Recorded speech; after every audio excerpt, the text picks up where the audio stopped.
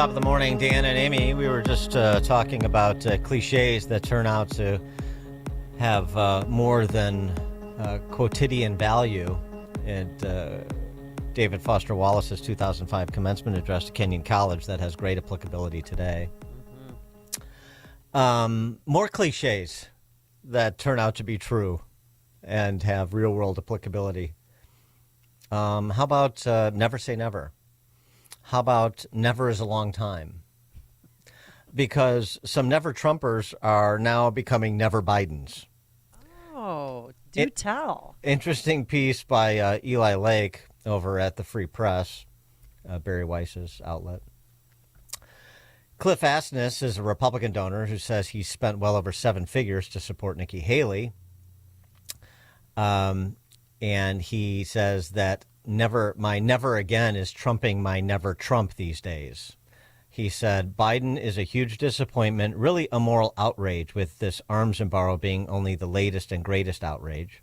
Despite my long opposition to him, Trump, this makes me more likely, though I haven't quite gotten there yet, to see Trump as the better of two bad alternatives. Major Dem donor, we know him well in Chicago because he owns Univision. Univision. Yes, please. Haim Saban wrote of Biden's policy switch last week with the delaying the arms shipment to Israel because he didn't want to see Bibi launch the offensive in Rafah. Yeah, because he's trying to get voters back from Michigan, yes. Mr. Saban, also a billionaire. Let's not forget that there are more Jewish voters who care about Israel than Muslim voters who care about Hamas. Salient point.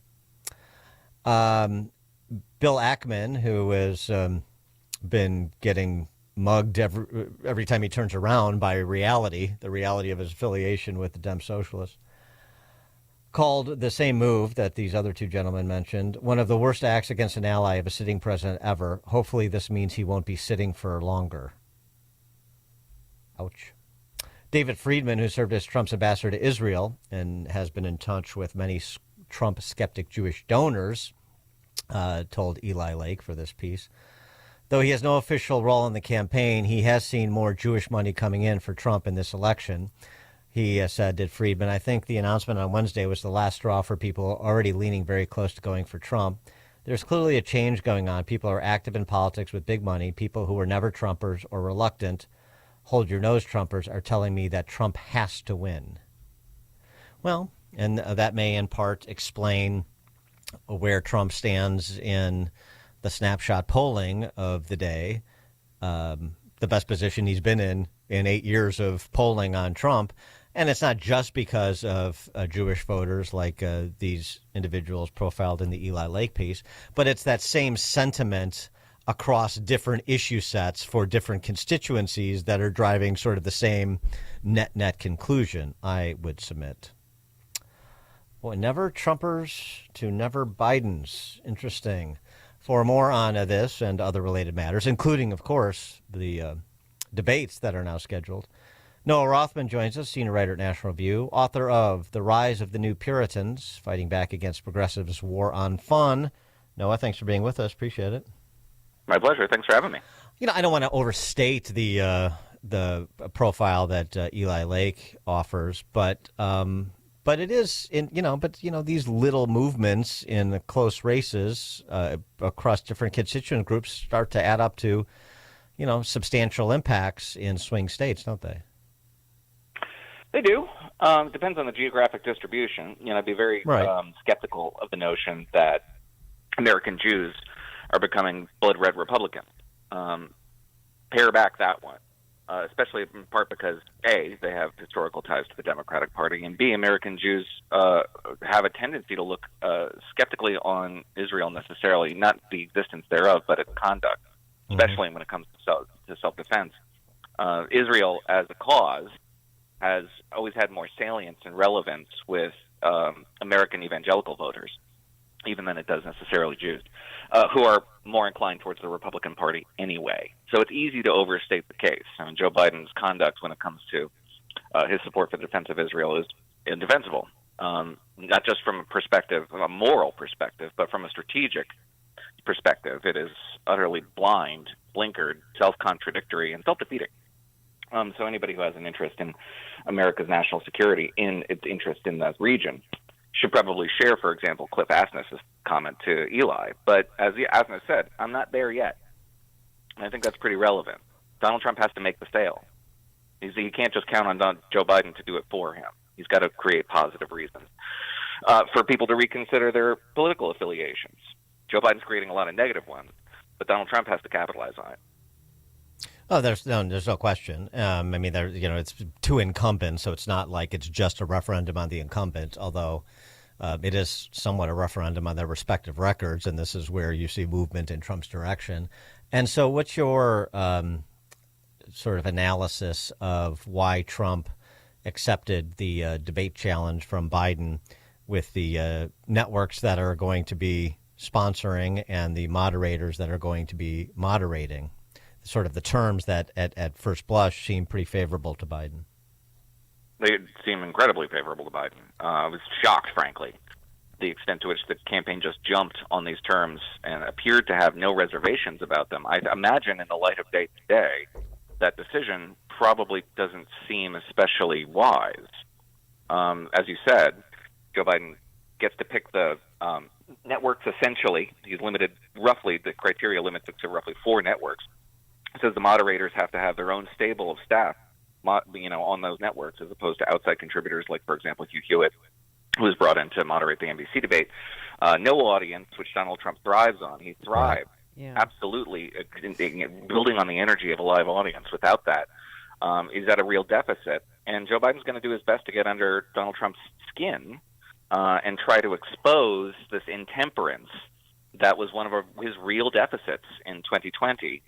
And he's going to have ample opportunities to do that. So Donald Trump needs to be very well coached for this thing to try to bring it back constantly to the fact that Joe Biden's managing a failed presidency. Well, Joe Biden's going to try to avoid that. But one more thing is that the reaction that I saw from Donald Trump personally when he got this invitation in a comment to Fox News was really inauspicious in my view. He said, "Crooked Joe Biden is the worst debater I have ever faced. He can't put 2 sentences together." Direct quote. 100%. That is the exact wrong thing to do. Wrong thing to do. 100%. What they did ahead of the State of the Union. And Joe Biden showed up. He had a 24-hour nap. They shot him full of B12, and he was able to stand on stage for 2 hours. That's the bar he cleared. It was an incredibly low threshold. They need to be building up the threshold. Say, listen, Joe Biden, we know Joe Biden can perform for 2 hours. Yep. But we've seen him. We've all seen him. It's not 2 hours. This is a 24-hour-a-day job, and he can't perform in that job. That's what they need to be saying between now and June, not he's going to fail. Because when he doesn't fail, when he fails to spontaneously combust on stage, then they've already set the terms for his success. Right. Well, what about like the microphones that cut off automatically when a speaker isn't called on? Because it sounds like there's going to be actually no debate. Right. No back and forth. Yeah, and Joe Biden doesn't want any sort of interaction. Obviously, who wouldn't? But that's the sort of thing that you shouldn't agree to. Right. Exactly. Right. When I think about this, I don't understand why they agreed to all their terms without any provisos. I think that there maybe part of it is just he offered this thing. I want a piece of this guy. I want him on the debate stage. And if I say no because I'm disagreeing about the format or the network, then he's going to say, well, there's my excuse to not debate. And I tried, and Trump is the one who doesn't want to debate, and so on and so forth. I mean, I think that gamesmanship is probably not a compelling enough reason to not be a little bit stronger in the counter demands, though. I mean, I agree with you. And the other thing too, and this has been my sort of my repeated admonition to the Republican Party going back to 2020. Why are you lowering the expectations for this guy and raising the expectations for Trump that he's going to come in there and wipe the floor with him? Why don't you just start from the premise of the left? If Ali Mayorkas says this is an exacting intellectual dynamo, then I accept what his party says about him. That's what he is. This is going to be very tough. He is Scrappy Scranton Joe. He's going to give me everything he's got. And so, I mean, it's just so easy to properly calibrate expectations here. That's exactly right. And I think to your point about the extent to which the Trump camp was afraid that if they tried to establish any terms on their own, that it would it would look like backtracking because the former president has been challenging Joe Biden to debates for months now on end, and when he finally gets one, then he says, "Oh well, I don't want this, that, and the other thing." Maybe, but I think that overthinks things a little bit. I would imagine that most Americans, if not all Americans, understand that the party here who's going to be who's more imperiled by being on that stage speaking extemporaneously for 2 hours is Joe Biden.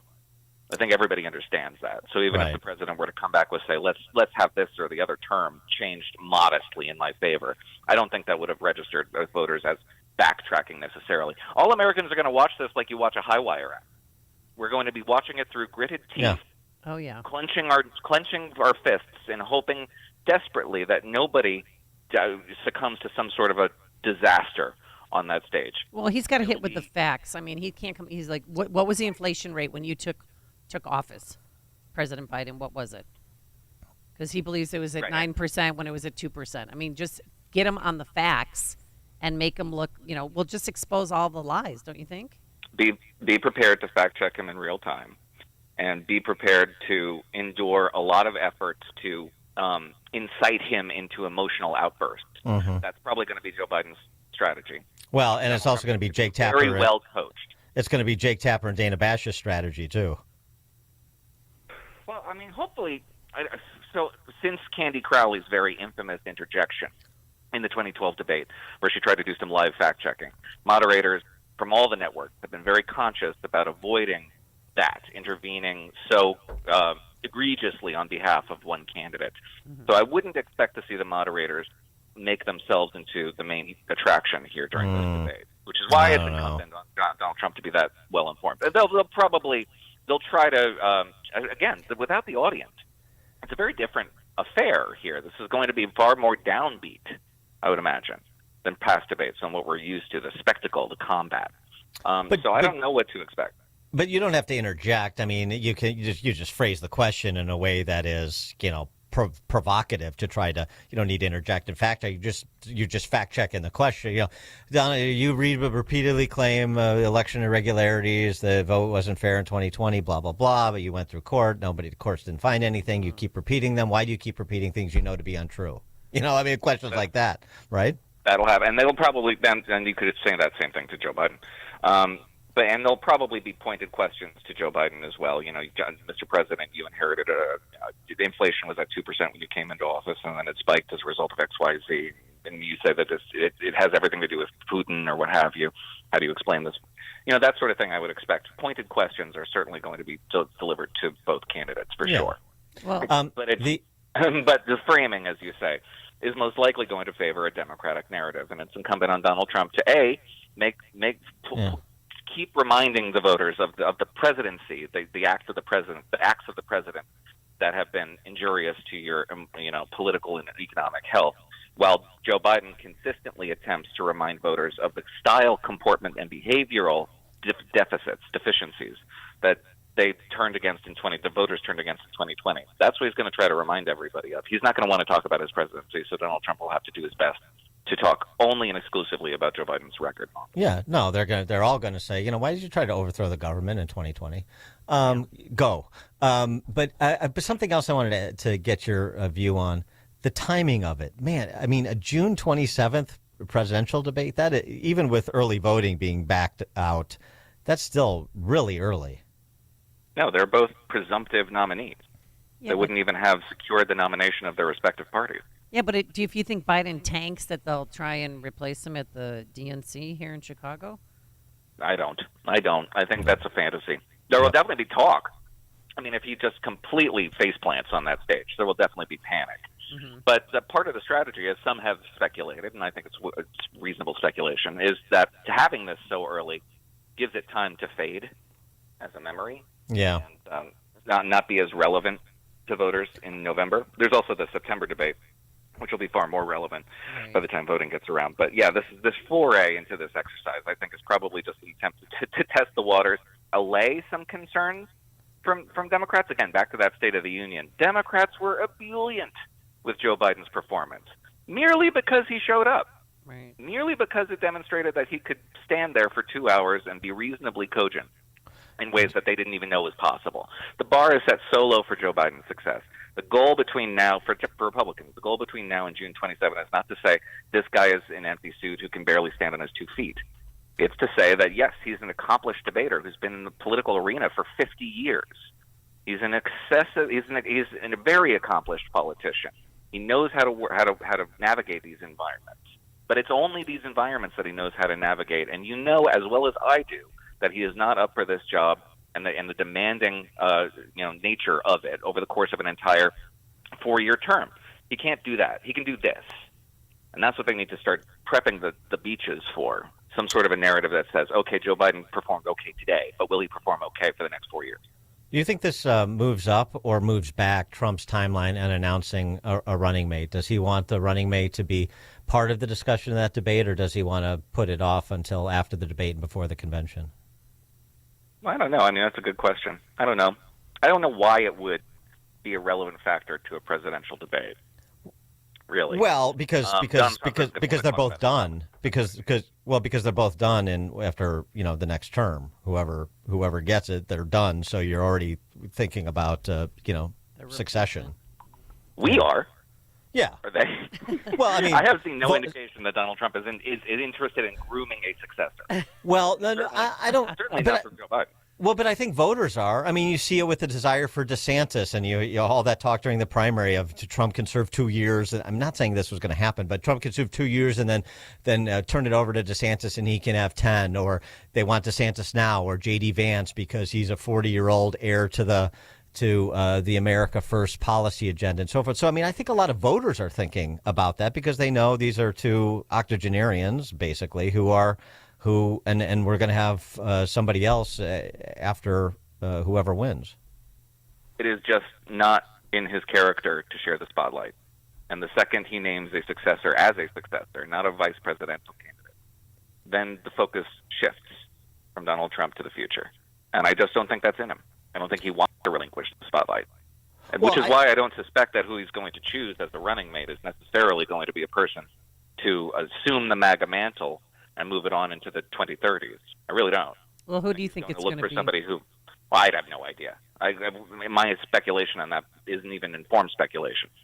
But my impression of him as not a political actor, but as a personality, is that he wants to retain the center of attention and be the focus of attention, and not necessarily to say, this is all on him now. I'm retreating back to retiring to my fields like a patrician.